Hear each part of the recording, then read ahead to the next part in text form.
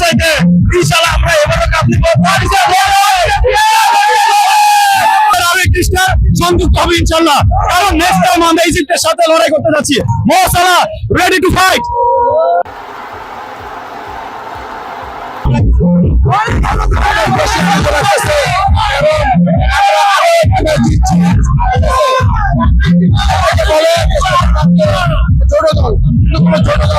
বিশ্বকাপে কোনো ছোট দল খেলতে আসে না, প্রতিটা দলই বড় দল। আমরা বড় দলকে হারিয়ে ম্যাচ জিতছি ইনশাআল্লাহ। আমরা ফিফা হিসেবে